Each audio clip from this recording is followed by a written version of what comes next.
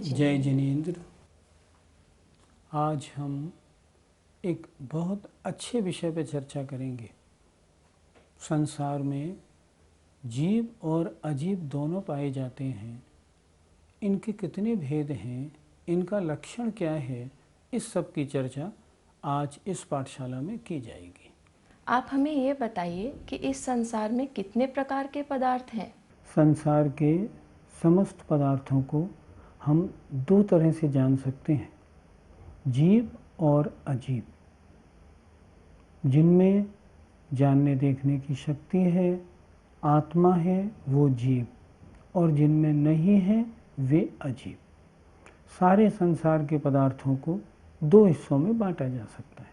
कौन सा पदार्थ जीव है, कौन सा अजीब? इसमें हम डिफरेंशिएट कैसे करेंगे? जिसमें जानने देखने की शक्ति है वो जीव है, जिसमें जानने देखने की शक्ति नहीं वो अजीब है। मैं जानता हूँ, देखता हूँ, मैं जीव हूँ। मान ले जानवर कुत्ता है, जानता है, देखता है, इसलिए जीव है। पेड़ है, पेड़ में सेंस है, इसलिए जीव है। लेकिन ये मेज है, चप्पल है, मकान है, दुकान है, कार, गाड़ी है, इनमें जानने देखने का सेंस नहीं, इसलिए ये अजीब है।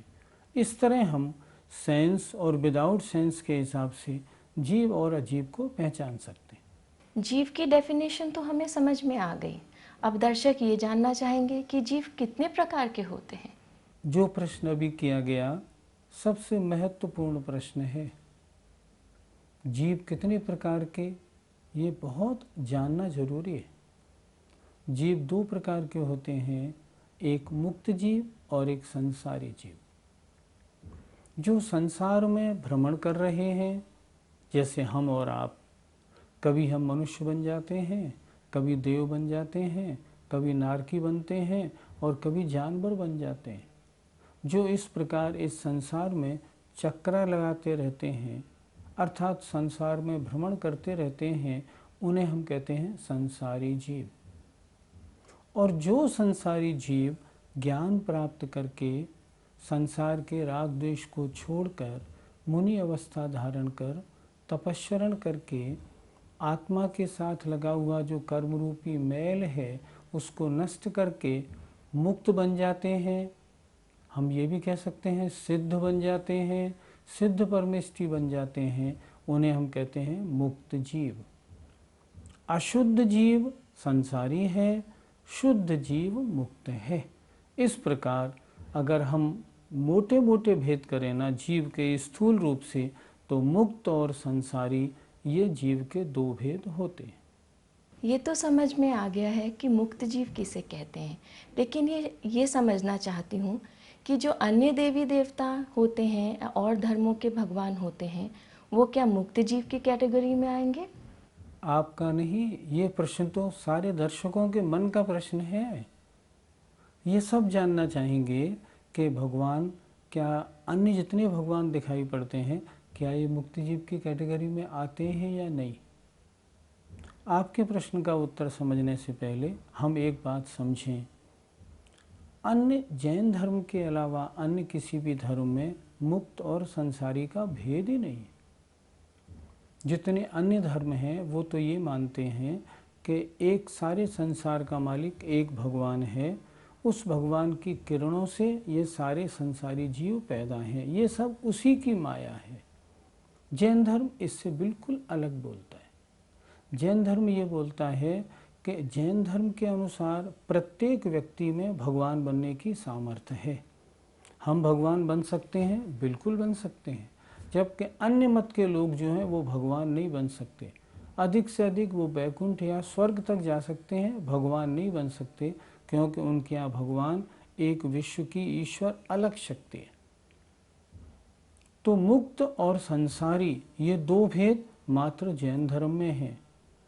कर्म सहित संसारी हुआ, कर्म रहित मोक्ष हुआ। कर्म की व्याख्या ये जैन धर्म का अपना मौलिक सिद्धांत है। जैन धर्म के इस कर्म सिद्धांत को किसी भी धर्म में नहीं पाया जाता। इसलिए जब कर्म ही नहीं है तो संसारी और मुक्त पने का अन्य धर्मों में सद्भाव कैसे होगा। इसलिए अन्य जितने भी भगवान हैं ये सारे संसार में हैं, ये नहाते हैं, भोजन करते हैं, इनके पत्नी हैं, ये सब कुछ सारे संसार की देखभाल करते हैं। जैनियों का मुक्त जीव ऐसा नहीं होता। हमारे सिद्ध भगवान लोक के अंत में विराजमान होते हैं, वे कुछ नहीं करते, कोई क्रिया नहीं होती, वे तो अपनी आत्मा को परम शुद्ध बन जाने के उपरांत उसके सुख में निमग्न रहते हैं। इसलिए संसारी और मुक्त का भेद मात्र जैन धर्म और उनके सिद्ध भगवानों में ही पाया जाता है, अन्य धर्मों में नहीं। इस हिसाब से तो हम संसारी जीव हुए। अब संसारी जीव हम भी मोक्ष जा सकते हैं, क्योंकि अभी आपने बताया कि कोई भी व्यक्ति मोक्ष जा सकता है। मोक्ष जाने के लिए हमें क्या क्या करना पड़ेगा? ये प्रश्न तो बहुत बड़ा कर दिया। इस प्रश्न का जवाब छोटा नहीं हो सकता।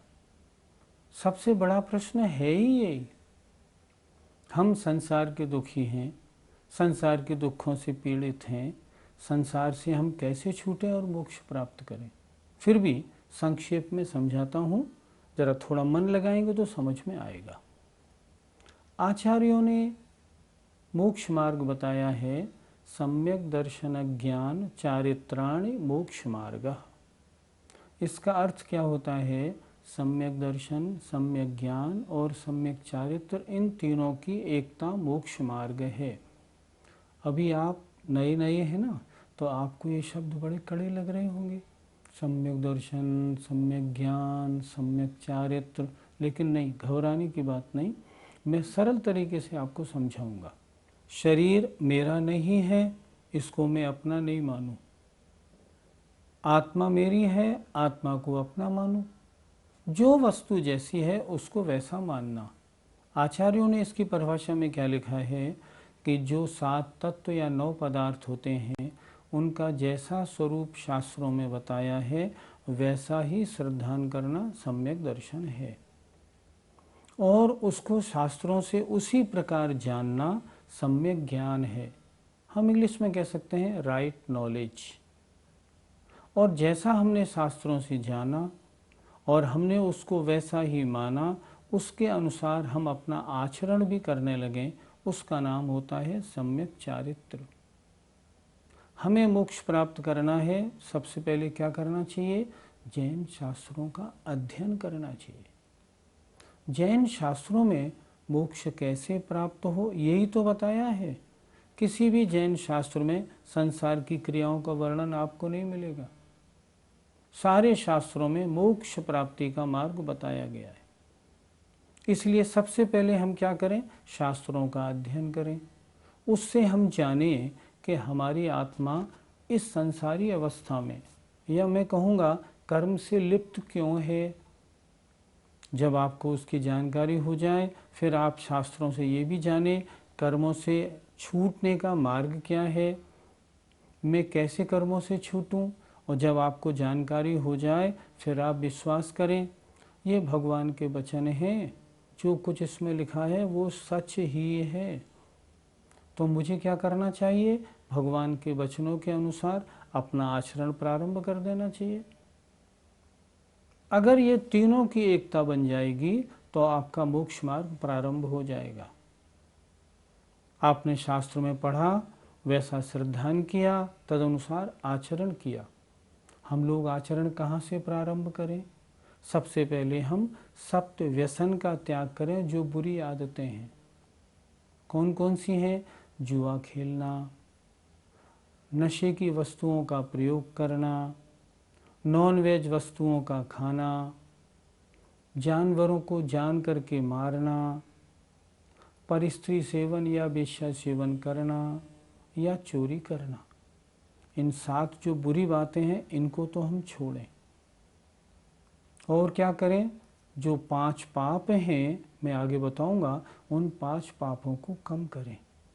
इससे क्या होगा? मोक्ष की ओर हमारी दृष्टि हो जाएगी और हमारा चलना प्रारंभ हो जाएगा। हम अपना ज्ञान शास्त्रों से बढ़ाते जाएं, जिनवाणी माता से पूछते जाएं, माँ हमें किधर चलना है, वो आपको बताएगी। और आप अगर उस रास्ते पर चल पड़ेंगे ना, निश्चित रूप से हम और आप संसारी हैं, हमारा संसारीपना समाप्त हो जाएगा और हमें मुक्त जीव या मोक्ष की प्राप्ति हो जाएगी। जितने भी जीव आज तक मुक्त बने हैं सब इसी प्रकार बने हैं, आगे भी जितने बनेंगे इसी प्रकार बनेंगे। मोक्ष प्राप्त का एक ही मार्ग है, अतः हमें अपने जीवन को बदलना चाहिए। अपने जीवन में स्वाध्याय का थोड़ा समय निकाल के व्यस्त जीवन में से आधा घंटा स्वाध्याय को देना चाहिए। जिन वाणी में जो पढ़ें उसको समझना चाहिए और अपने जीवन को थोड़ा थोड़ा आगे शुद्ध बनाते हुए आगे बढ़ना चाहिए। यही मोक्ष मार्ग है। अगर आप चल पड़ेंगे ना, एक दिन मोक्ष ज़रूर मिलेगा, इस भव में नहीं तो अगले भव में। मार्ग यही है। मैं एक नारी हूँ और दर्शक गणों में भी बहुत सारी नारियाँ होंगी। मैं उनके बिहाफ पे ये पूछना चाहती हूँ, क्या नारियों को मोक्ष की प्राप्ति हो सकती है? इस समय जैन धर्म के मानने वाले दो भागों में दिखाई पड़ते हैं, एक दिगंबर और एक श्वेतांबर। श्वेतांबर लोग जो होते हैं, जिनके साधु कपड़े पहनते हैं, वो तो ये मानते हैं कि स्त्री पर्याय से मोक्ष होता है।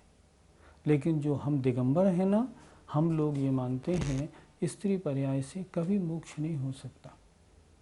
स्त्री पर्याय से तो कभी महाव्रत मुनि अवस्था धारण नहीं हो सकती।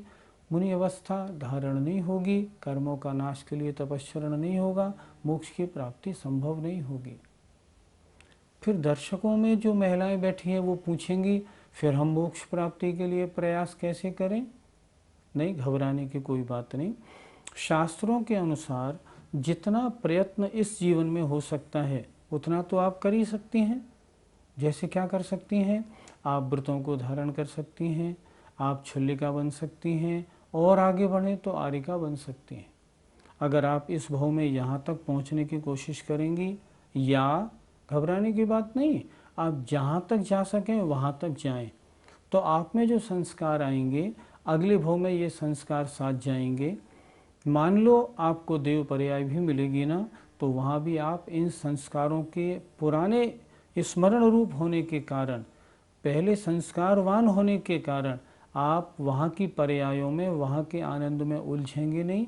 वहाँ भी आप धार्मिक क्रियाओं में रहेंगे।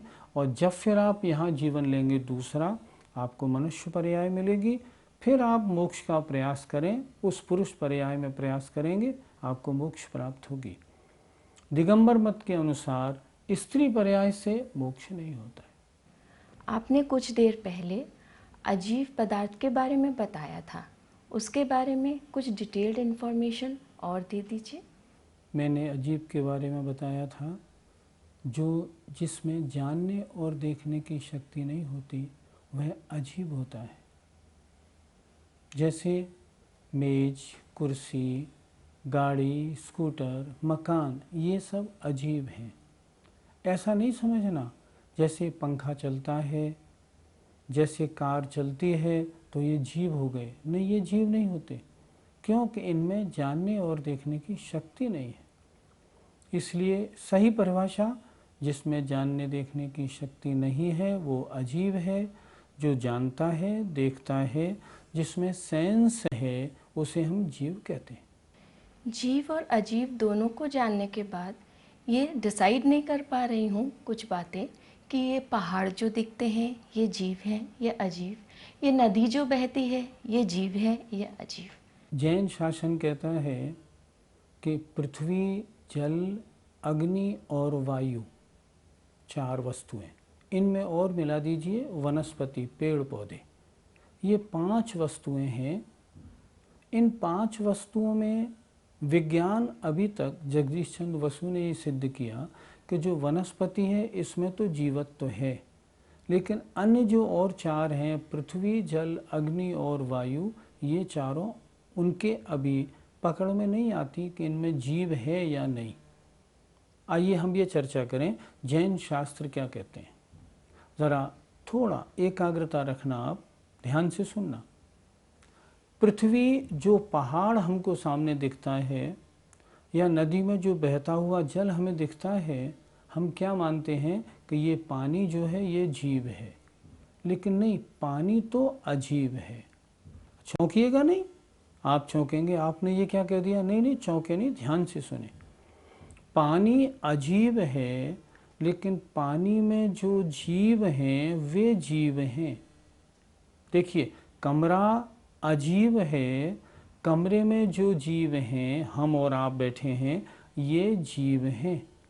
उसी प्रकार जो पहाड़ आपको सामने दिख रहा है ना, ये तो पृथ्वी की वर्गणाओं से बना हुआ अजीब है, लेकिन इस पहाड़ में जो जीव भरे हुए हैं वे जीव हैं। जीव कितने भरे हुए हैं? पहाड़ का एक बालू का एक टुकड़ा छोटा सा भी उठा लेंगे, उसमें कितने जीव हैं? बहुत सारे जीव उसमें हैं, क्योंकि पृथ्वी में जो जीव पाए जाते हैं बहुत छोटे होते हैं। पृथ्वी, जल, अग्नि और वायु, ये चारों पुद्गल के पिंड हैं, अजीब हैं, लेकिन इनमें जो जीव पाए जाते हैं वे जीव जीव हैं, और इनमें ये जीव ठसाठस भरे हुए हैं। पानी की नोक पर आपने पानी की एक बूंद उठाई, विज्ञान कहता है इसमें 36,450 जीव हैं, लेकिन 36,450 जीव तो ऐसे हैं जो हमारे आँख से नहीं, हमारी आँख के द्वारा माइक्रोस्कोप से देखने में आते हैं। लेकिन जिन जीवों का शरीर ही जल है, वो कैसे देखने में आएंगे? वो देखने में नहीं आते। इसलिए पृथ्वी, जल, अग्नि और वायु, ये पुद्गल के पिंड हैं, ये अजीब हैं, लेकिन इनमें जो जीव पाए जाते हैं वे जीव हैं। अगर हम पानी को बहाते हैं तो पानी नहीं मरता, पानी में रहने वाले जीव मरते हैं। इस तरह हमें समझना चाहिए। आपके प्रश्न का उत्तर हो गया। सामने जो पहाड़ दिख रहा है, ये पहाड़ जीव है या अजीब? पहाड़ स्वयं अजीब है, उसमें पाए जाने वाले जीव जीव हैं। इसी तरह पानी में लगा लेना चाहिए। आपने अभी बताया कि पेड़ पौधों में भी जीव होते हैं, और ये साइंस भी प्रूफ करती है। लेकिन हम लोग तो सुबह मॉर्निंग वॉक घास पे चलकर ही करते हैं, और अनावश्यक रूप से पेड़ पौधे पत्ती तोड़ते रहते हैं, फूलों को तोड़ते हैं। फिर तो हम बहुत हिंसा करते होंगे, क्या ये सही है? सभी दर्शकों के लिए प्रश्न बहुत महत्वपूर्ण पूछा है इस बार आपने। हम लोग मॉर्निंग वॉक घास पे करते हैं। आजकल तो बड़ी बड़ी दावतें ब्याह शादी की घास के मैदानों में ही होती हैं। उनमें हम जब घास के ऊपर चलते हैं तो वनस्पति जो जीव है ना, उसका तो सर्वनाश होता ही होता है। फूल पत्ती तोड़ना हिंसा है, छोटी है, पर मच्छरों का मरना ये तो बहुत बड़ी हिंसा है। हमको मॉर्निंग वॉक करते समय, अगर आप जैनी है ना, तो आपको घास के ऊपर कभी नहीं चलना चाहिए। आपको प्लेन मार्ग पर अपना मॉर्निंग वॉक करना चाहिए। ये तो बहुत हिंसा का काम है। हिंसा से बचना हो तो हमको क्या करना चाहिए? पानी कम फैलाना चाहिए। पंखा, हम जानते हैं पंखा चलाने में जीवों की हिंसा होती है, लेकिन फिर भी अनावश्यक पंखा ना चलाएं तो कितना अच्छा हो। हम जानते हैं कोई अग्नि या गैस जलाते हैं, गाँव में तो गैस सारी उसी की होती है, कोयले लकड़ी वगैरह की। हम अनावश्यक अगर अग्नि नहीं जलाएं तो कितनी जीवों की हम हिंसा बचा सकते हैं। हम खड़े खड़े फालतू पेड़ पौधे और फूल तोड़ते हैं, उसको तो तोड़ना पहले बंद करें। मतलब जिससे हम बच सकते हैं पहले उस हिंसा से हम बचें। मॉर्निंग वॉक की हिंसा से हमें ज़रूर बचना चाहिए। अगर आप ये कहेंगे लेकिन डॉक्टर तो कहता है इससे आँख में बड़ा फ़ायदा होता है, नहीं नहीं, इस चक्कर में मत पड़िए आप। अगर डॉक्टर कहता है वो तो ठीक, धर्म क्या कहता है कि घास में चलने में बहुत जीवों की हिंसा, महान पाप का बंध होता है। इसलिए अगर आप जैनी है ना, ये काम तो आपको छोड़ ही देना चाहिए। मैं अब ये जानना चाहूँगी कि मैं जीव हूँ या अजीब? ये प्रश्न बड़ा मार्मिक है। क्यों मार्मिक है? शास्त्र क्या कहते हैं? जीव दिखाई नहीं पड़ता। अगर मैं जीव हूँ तो दिखाई तो पड़ रहा हूँ, तो मैं जीव हुआ या अजीब? बड़ा बड़ा मार्मिक प्रश्न है। ध्यान से सुनिए। ये पर्याय जो मेरी पर्याय है ना, ये जीव और अजीब की मिली जुली पर्याय है। शास्त्रों में इस पर्याय को कहा गया है असमान जातीय द्रव्य पर्याय। दो भिन्न भिन्न द्रव्यों की मिली जुली पर्याय। कैसे मालूम पड़े? ऐसे मालूम पड़े, एक व्यक्ति जब तक जिंदा है तब तक उसमें दो चीज़ें हैं, जीव भी है और अजीब शरीर भी है। जब वो मर जाता है तो फिर वो बोलता क्यों नहीं, सुनता क्यों नहीं, देखता क्यों नहीं? इसका कारण है जिसका जानना देखना गुण था ना, वो जीव इसमें से निकल गया। जब तक इस शरीर में आत्मा है, देखने वाली आत्मा है, शरीर देखता नहीं। लेकिन हमारी भ्रांति है, हम क्या मानते हैं, आँख देखती है, लेकिन ऐसी मान्यता गलत है। मान्यता क्या होनी चाहिए? आँख के माध्यम से, आँख मीडियम है, देखने वाला मैं हूँ। मैं का मतलब आत्मा। मैंने कहा ना, इस शरीर में दो चीज़ें हैं, आत्मा और शरीर। शरीर अजीब है, आत्मा जीव है। ये उन दोनों की मिली जुली पर्याय है। तो इस शरीर को हम जीव माने या अजीब, जब तक इसमें आत्मा है तब तक इसको हम जीव मानेंगे। लेकिन मैं आपसे पूछूंगा, ये जो शरीर आपको दिख रहा है ना, क्या ये आप हैं? आपको ये मन में बनाना पड़ेगा, ये मैं नहीं हूँ। इसके अंदर जो जानने देखने वाला तत्व है, मैं तो वह हूँ। ये शरीर तो मुझे कर्म के उदय से मिला है। 70-80 वर्ष की उम्र तक मैं इसमें रहूँगा। ध्यान रखिए, मैं रहूँगा, और जब मेरी आयु समाप्त हो जाएगी मैं दूसरे शरीर में जाके रहने लगूँगा। ये जीव और अजीब की कहानी है। अपने शास्त्रों में दो शब्द सुनने को मिलते हैं, सम्यक्त्व और मिथ्यात्व। सम्यक्त्व संसार से छुड़ाने में कारण है, मिथ्यात्व संसार में घुमाने में कारण है। अगर मैं इस शरीर को अपना स्वरूप मान लूं, ये मैं ही तो हूँ, तो मिथ्या दृष्टि हूँ, संसार में भ्रमण करूँगा। और अगर आपने ये ज्ञान बना लिया, ये शरीर तो कर्मोदय से मिला है, ये मैं नहीं हूँ, इसमें जो जानने देखने वाला आत्मा है, मैं वह हूँ, समझिए, आप सम्यक दृष्टि बन जाएंगे और मोक्ष मार्ग की ओर बढ़ निकलेंगे। आज का जितनी पाठशाला हुई ना अपनी, इसका सबसे महत्वपूर्ण प्रश्न ये है, शरीर यद्यपि पुद्गल है, लेकिन जब तक मेरी आत्मा के साथ है तब तक इसको जीव कहा जाता है। लेकिन मैं शरीर नहीं हूँ। शरीर के माध्यम से देखने वाला, सूंघने वाला, सुनने वाला मैं हूँ, वो मैं आत्मा हूँ। बहुत महत्वपूर्ण प्रश्न है। आज हमारा पाठ यहाँ समाप्त होता है। हम विदा लेते हैं। जय जिनेंद्र।